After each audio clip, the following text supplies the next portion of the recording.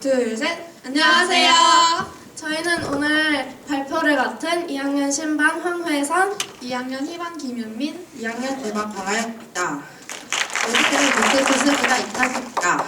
저번 시간에는 빅데이터란 무엇인가에 대해서 배웠는데요.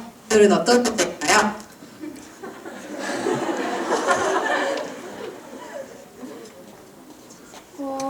오늘은 빅데이터가 어떻게 만들어지나에 대해서 여러분께 말씀을 드리려고 합니다. 우선 저희의 목차인데요. 빅데이터와 인사이트에 대한 간단한 정의, 그리고 데이터의 종류, 이런 데이터를 세분화해서 정형 데이터, 비정형 데이터, 반정형 데이터에 대한 구체적인 설명, 그리고 이런 데이터들을 분석하는 방법, 마지막으로는 분석 절차와 활용 절차입니다.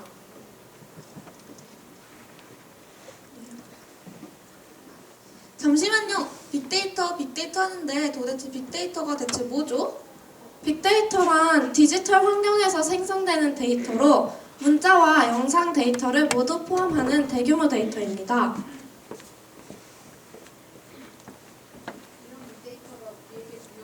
갖는 가장 큰 이유는 바로 인사이트 때문입니다. 인사이트가 뭐냐고요? 궁금하죠? 저 이거 알아요. 우리말로는 통찰 또는 통찰력을 의미하고 빅데이터를 분석하여 가치 있는 정보를 얻어낸 결과를 뜻하지요. 어려워요. 우리 주변에서 쓰이긴 하나요? 당연하죠. 우리가 무심코 지나치는 모든 곳곳에 숨어 있다고요. 예를 들어서 이런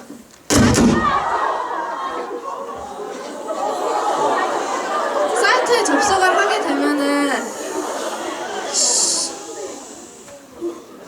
가장 먼저 눈에 띄는 것이 바로 이런 특정 상품에 대한 홍보나 이벤트인데요. 이런 것들은 불특정 다수에게 노출되기 때문에 빅데이터를 이용한 예시라고 할 수 없습니다.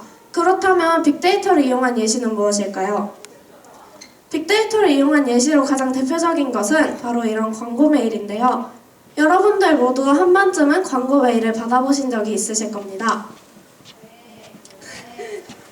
이러한 광고 메일은 여러분이 이런 사이트에서 무엇을 주로 찾아보았는지를 분석해서 그와 관련된 상품 광고를 보내주는 것인데요. 예를 들어 여러분이 뮤지컬에 대해서 많이 즐겨보셨다면 이메일로 뮤지컬 티켓 관련 광고가 오게 되는 것이 바로 빅데이터를 이용한 예시라고 할 수 있습니다.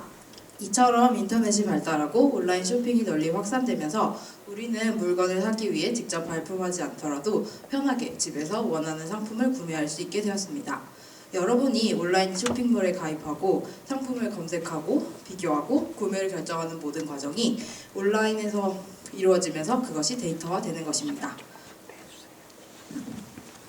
바로 우리의 나이와 성별, 주소와 연락처, 그리고 해당 쇼핑몰에서 구매한 상품이 모두 전부 데이터화가 되는 것입니다. 어느 온라인 쇼핑몰에서 구매자를 A그룹, B그룹, C그룹으로 분류했다고 합시다. 새로운 사용자가 온라인 쇼핑몰에 가입을 했습니다.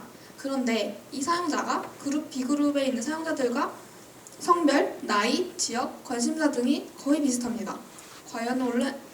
과연 여러분이 온라인 쇼핑몰 관리자라면 제일 먼저 어떤 일을 할까요?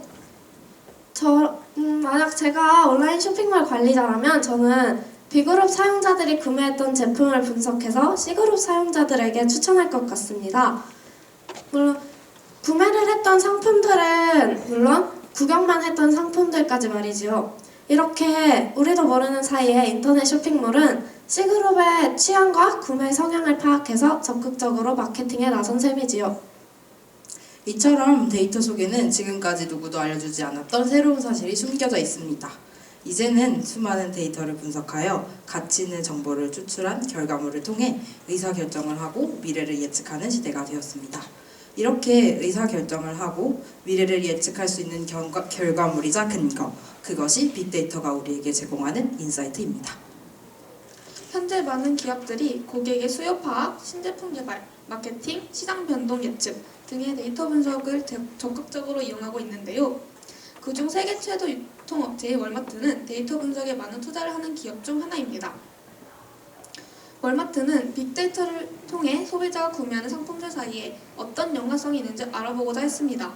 소비자가 상품을 구매할 때 어떤 상품을 함께 구매하는지 구매 패턴을 확인하고 싶었던 것입니다.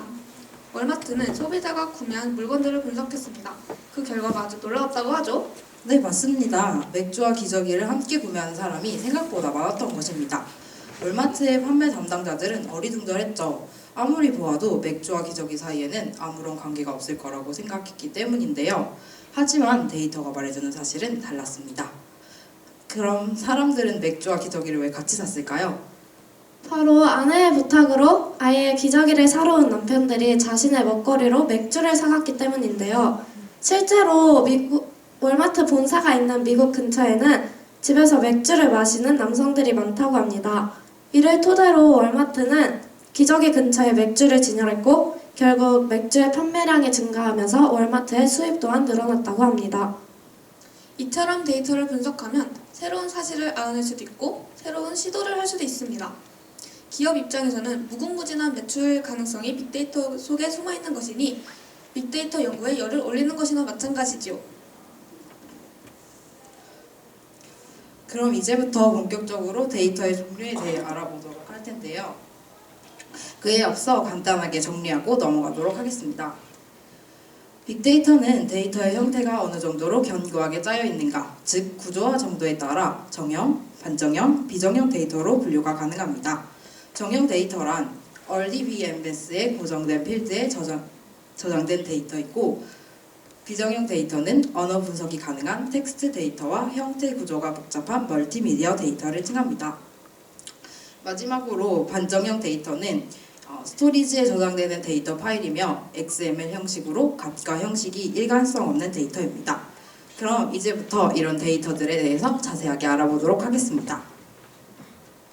우선 첫 번째는 정형 데이터입니다. 정형 데이터는 데이터가 명확하게 구분되어 있고 정확한 틀과 동일한 정보 요구로 인해서 데이터 사이의 연계성을 찾아내기가 제일 쉽습니다. 동일한 정보를 요구하기 때문에 다양한 데이터의 조합을 만들기도 쉽고 정렬과 분석 또한 제일 쉽고 빠릅니다. 하지만 틀이 정해져 있기 때문에 담을 수 있는 정보의 양이 한정된다는 단점 또한 존재합니다. 이러한 정형 데이터의 예시로는 관계형 데이터베이스나 엑셀 같은 스프레드시트 등이 대표적입니다. 우리의 주변에서도 쉽게 볼 수 있는데요.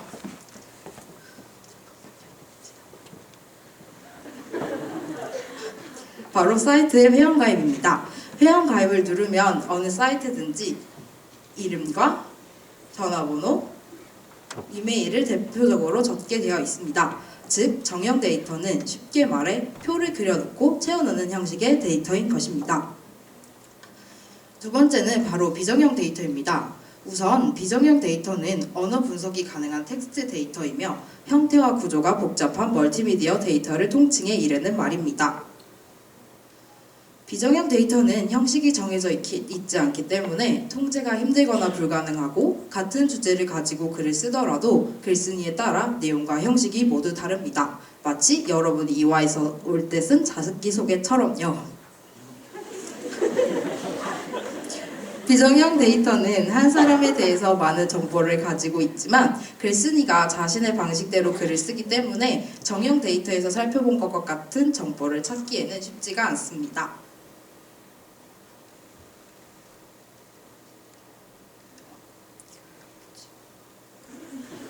이것은 성장 과정과 성격의 장단점이라는 동일한 주제를 가지고 다른 사람이 쓴 자기소개서입니다. 같은 주제를 가지고 있음에도 가족 구성원이 다르고 태어난 곳을 쓴 사람이 있고 안 쓴 사람이 있습니다.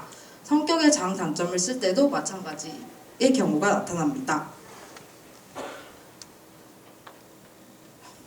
이처럼 비정형 데이터는 글쓴이에 따라 각기 다른 데이터를 지니게 되기 때문에 분석 방법이 다른 데이터들과는 조금 다릅니다. 대부분의 비정형 데이터 분석은 키워드를 기반으로 하는 온톨로지, 말뭉치, 사전화 구축 형태로 이루어집니다.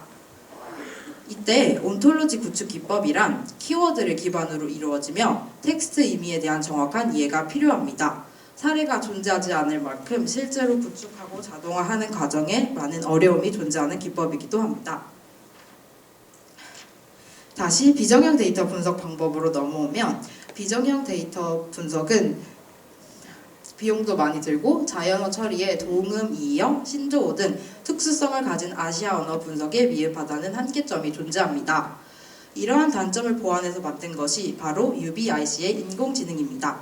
이는 텍스트를 분류하기 위해서 온톨로지, 말뭉치, 사전 구축 기법 대신 샘플 데이터가 지닌 패턴과의 유사성을 평가하는 방식입니다. UBIC의 인공지능 분석에 대한 설명은 너무 어려운 내용이라 생략하겠습니다. 이로 인해서 담당자는 보다 빠른 시간 내에 중요한 문서만을 우선적으로 검토할 수 있게 됐습니다. 이 분석 방법은 다양한 산업군과 이슈에도 쉽게 적용이 가능하다는 장점을 가지고 있습니다.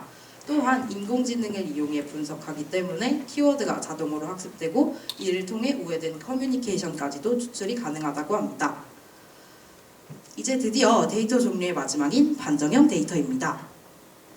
반정형 데이터는 컴퓨터 프로세서가 접근할 수 있도록 데이터를 전자기 형태로 저장하는 장소인 스토리지에 저장되는 데이터 파일을 말합니다. XML 형식으로 저장되기 때문에 값과 형식이 일관성이 없는 데이터이기도 합니다. 인터넷 등장 후 크게 증가한 반정형 데이터는 정형 데이터와 비정형 데이터의 중간 단계에 속하는 데이터로 정형도, 비정형도 아닌 모든 데이터를 통칭하는 말입니다. 반정형 데이터는 정형 데이터만큼 정리가 가공되어 있지는 않지만 일반적인 통계 분석에 바로 사용할 수 있을 만큼은 정제되어 있습니다. 비록 정형 데이터처럼 고정된 양식이 있는 것은 아니지만 그렇다고 비정형 데이터처럼 양식이 아예 없는 것도 아니기 때문에 이에 주의해야 합니다. 이러한 반정형 데이터는 여러분이 일상생활에서도 쉽게 접하는 신문이나 이메일에서 가장 많이 나타납니다. 정형 데이터처럼 하나의 주제를 가지고 글을 쓰는 것도 아니지만 그렇다고 해서 비정형 데이터처럼 아예 주제가 없는 것도 아니기 때문에 우리 주변에서 우리도 모르는 사이에 흔히 접하고 있는 데이터라고 할 수 있습니다.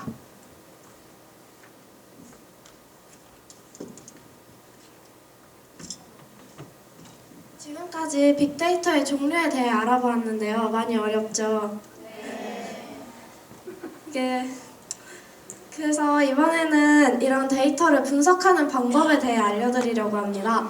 빅데이터의 종류만 알고 분석 방법을 모른 채 넘어가면 너무너무 아쉽잖아요. 그래서 빅데이터를 분석하는 데에는 많은 방법이 존재하지만 그 중에 가장 대표적인 건 텍스트 마이닝, 오피니언 마이닝, 소셜 네트워크 마이닝, 군집 분석 이 네 가지입니다. 그중 저희가 오늘 여러분께 소개해드릴 것은 텍스트 마이닝과 군집 분석입니다. 우선 텍스트 마이닝은 텍스트를 기반으로 하는 데이터로부터 새로운 정보를 발견할 수 있도록 정보 검색, 추출, 체계화, 분석을 모두 포함하는 것이 바로 텍스트 마이닝입니다. 텍스트 내에 존재하는 단어의 등장 횟수를 평가해서 문서 간의 유사성을 수치화하는 것이 바로 이 분석하는 방법입니다. 또한 텍스트 마이닝 기법을 사용함으로써 데이터를 실시간으로 처리할 수 있게 되고 빅데이터에 내포된 의미를 추출함으로써 정보 사이의 가정을 수립해낼 수 있게 되었습니다. 결국 우리는 텍스트 마이닝을 이용해서 유사 문서 분석, 분류 및 문서 내의 정보 추출과 같은 결과 산출이 가능하게 된 것이지요. 평판 분석이라고도 불리는 오피니언 마이닝과 SNS를 이용한 소셜 네트워크 분석은 카페에 있는 PPT로 대체하도록 하고 다음으로 바로 넘어가겠습니다. 이번에는 유사성이 높은 대상 집단과 다른 집단 간의 차이점을 분석해서 새 사용자 그룹을 도출해내는 분석 기법인데요. 이를 군집 분석이라고 부릅니다. 주로 비슷한 특성을 가진 개체를 합쳐나가면서 최종적으로는 유사 특성의 군을 발굴해내는 기법이죠. 예시를 들자면 트위터 상에는 많은 사람이 존재하고 그 사람들은 서로 이야기하는 분야가 각각 다릅니다. 이 사람들을 우리는 사진, 카메라에 관해 이야기하는 군, 연예인에 관해 얘기하는 군 등 많은 군으로 분류하는데요. 이렇게 비슷한 관심사나 취미에 따라서 사용자군을 분류하는 것이 바로 군집 분석의 의의입니다. 이번에는 지금까지 말씀드린 분석 방법 한 줄 정리해 놓은 것인데요. 방대한 데이터를 실시간으로 처리해서 빅데이터에 내포된 의미를 추출해내고 정보 사이의 과정을 수립하는 것이 텍스트 마이닝이고, 특정 서비스 및 상품에 대한 사용자의 의견을 긍정, 부정, 중립으로 조사해서 선호도를 판별하는 것이 바로 오피니언 마이닝입니다. SNS를 이용해서 분석하는 소셜 네트워크 분석은 입소문의 중심인 사용자를 파악하는 데 중점을 두고 있으며, 유사성이 높은 대상 그룹과 다른 집단 간의 차이점을 분석하여 새 사용자 그룹을 도출하는 것을 군집 분석이라고 합니다.